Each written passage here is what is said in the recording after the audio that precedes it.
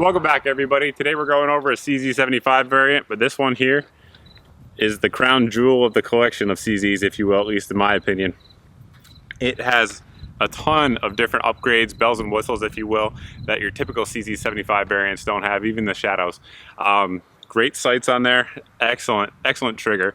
But what we're gonna do today is just keep shooting it, get into what I think of the gun, what I think of the features of it, what the features actually are themselves, and then sort of, I guess you call it philosophy of use, or what you could see the intended use of this gun for. A lot of folks out there on the internet say it's the competition only gun. I'll get into what I think of that more coming up, but I may just disagree with them. For now, we'll try to ring that steel a little bit and then step inside, guys.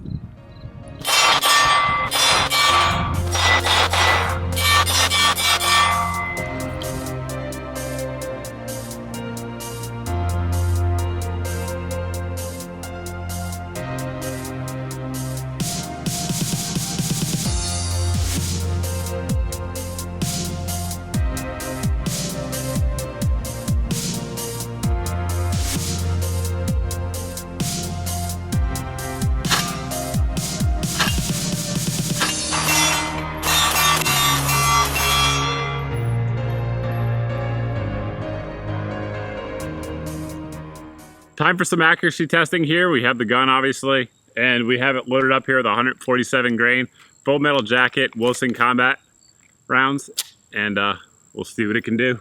We're shooting at 15 yards, and I'll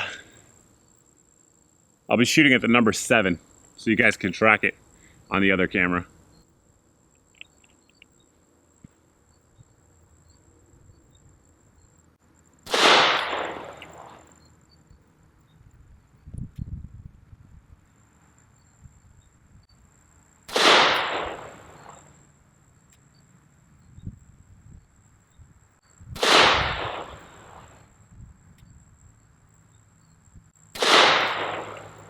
Let's see. Taking into account that I might suck a little bit, that's certainly not a bad group at all. We're looking at about 1.5 inches, so not bad. It could probably do better if I did my job a little bit better, and I'm sure you could work a hand load up that would probably give you a little bit even tighter groups. The shadow target is what happens when you take your standard CZ SP-01, send it over to the CZ custom shop. They work it over in pretty much any way that will affect performance, and this is what they come out with. So this is your end result gun. This right here is the SP-01 that I've reviewed previously in the past. An excellent gun, especially for the money. This one here is going to run you generally in the $550 to $650 dollar range as of right now, anyway, as of when this video is being filmed. The shadow up here is going to run you somewhere in the $1,350 range. So what do they do for the extra $600? So that's what we'll get into next. Just looking at the exterior of the gun, there's some things that are going to stand out as being different to you. First off is the CZ custom shop hammer. This hammer here not only looks cool, however, it actually changes the dimensions of the trigger mechanism. So it gives you a smoother, lighter, shorter pull. All of those things are desirable, obviously, if you're trying to maximize accuracy and speed. So that hammer is certainly the first thing that jumps out at a lot of folks, as well as the aluminum grips here. These aluminum grips are just solid aluminum with a little cutout here that you can insert grip tape in. Now they come with grip tape, and if you eventually wear them out, you can replace it as well. Just cut out based on the same pattern, put it in there, and you can keep replacing them pretty much indefinitely. Additionally, on the gun, the sights are different. The sights on this gun are awesome. Up front here, we have a fiber optic sight with a big opening on top, trying to allow all the light in, as much light as I should say, as possible. So it definitely gathers light very well.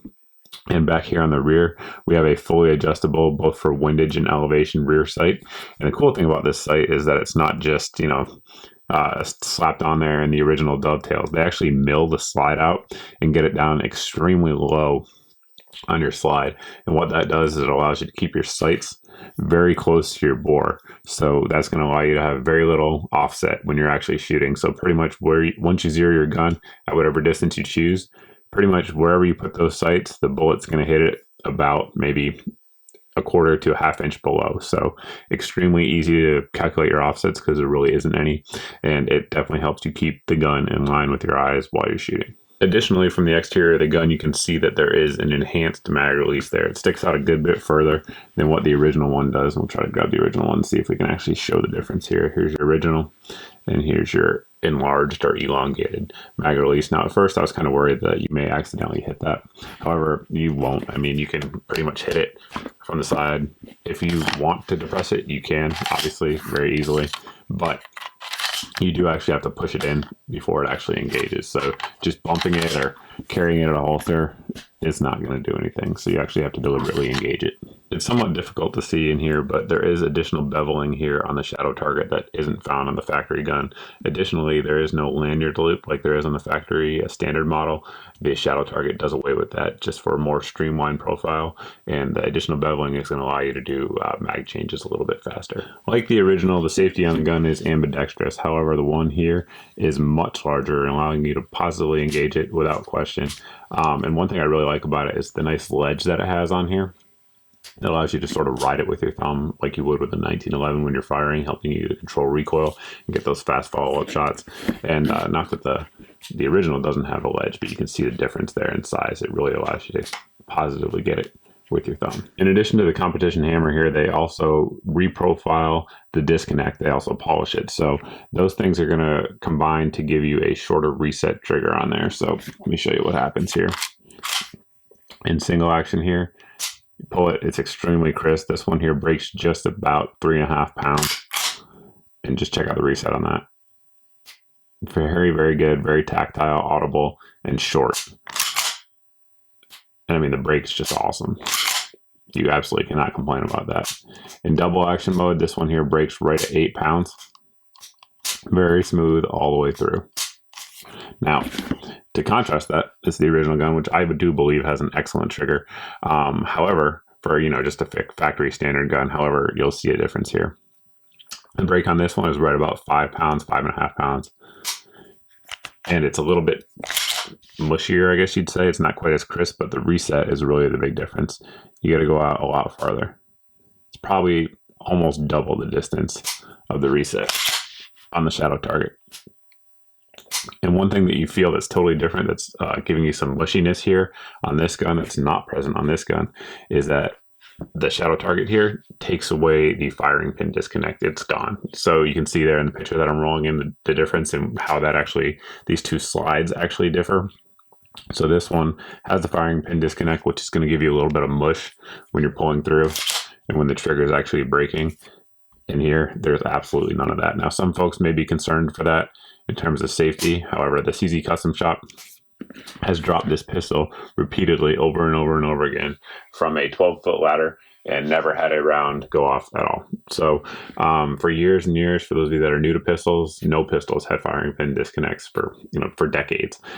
With laws and state regulations, they became required in a lot of states, so companies started putting them on there. But if they're needed or not, who knows? But take a look at the 70 series versus the 80 series 1911 debate, and you'll see the same thing pop up. A lot of folks think they're not needed, and honestly, I'm probably in that camp.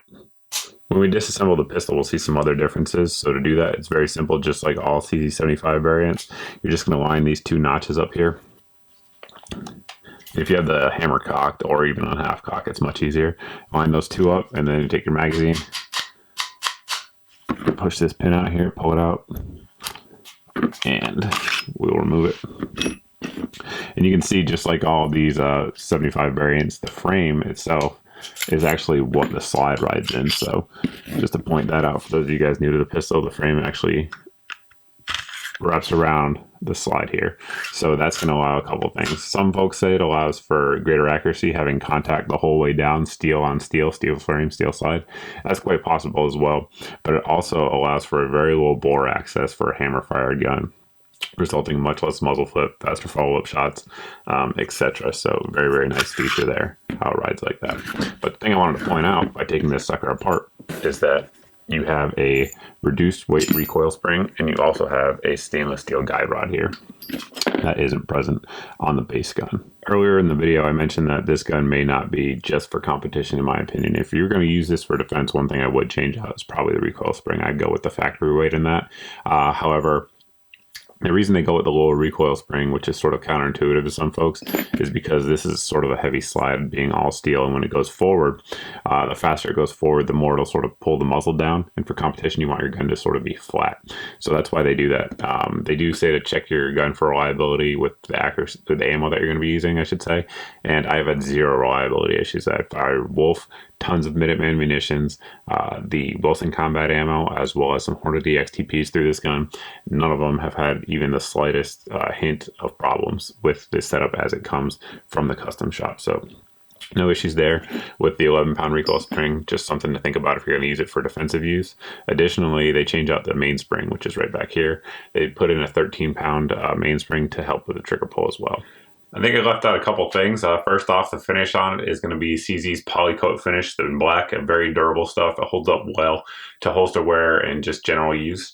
The gun is designed to be carried cocked and locked, so there is no decocker on there, just the ambi safety like we talked about earlier. If you want to fire it in the double action, single action mode, you have to actually manually decock the hammer. So I mean, I don't know that most folks are comfortable with that, but if you are, by all means, feel free to do so. It's up to you at that point. And the safety can be engaged while the hammer's down. So it comes with 3 18-round mags, but readily accepts the Metcar mags, so you can throw the 20s in there like we've seen throughout the video here today. It's been 100% reliable with any ammo that we've had through it, like I mentioned earlier, so you certainly can't complain about that. The big gripe that I think some folks are going to have about this gun is just the price point, but remember, guys, this is a custom shop gun. Everything about it is nice. It's smooth, it's accurate, probably more accurate than what you guys actually saw today in the video. I'll show you the target that CZ Custom actually gives you with the gun, which shows probably the real accuracy of it. It just feels good in the hand like CZs do. It has the light rail if you want to use it for, you know, sort of multiple uses like I talked about earlier. Certainly you could use this as a home defense gun. Why not? I don't see a reason why not. With the safety on, perfectly safe, and that trigger is comparable to what you're going to see with the single action in a lot of the 1911s. So and folks don't say anything about using those for home defense. So personal preference there. I certainly wouldn't want to concealed carry it. It's a heavy gun, comes in right around 42 pounds, so certainly not a lightweight, but that helps with recoil and follow-up shots. So one thing that I think about this gun is that it's, you know, it's discussed or portrayed as a competition gun, but one thing I think it would really do well in, outside of the price point, is a gun for new shooters. Folks who are recoil sensitive or who may have some difficulty manipulating stiffer or rough triggers aren't going to have any of that with this gun. It's so soft shooting and the trigger is just excellent. So for a new shooter, it really would make a great one, especially with a very simple sight picture that's serrated black rear sight and the fiber optic, not a whole lot to confuse the new shooter with as well. So obviously it excels as a competition gun. This gun's won tons of competitions around the world, but it's got a variety of uses in my opinion and simply is an excellent gun. This gun came in as a T&E model from CZ and they're getting a check. They're not getting the gun back. This one is staying with me. So that's about as high a compliment I suppose you could pay the folks over there at CZ and the CZ Custom Shop. If you guys have any questions about this gun, anything else I talk about here on the channel, you can always post below in the comment section. You can always post over at my Facebook page as always though, guys. Thanks for watching. Thanks for subscribing. And I hope to see you in the next video.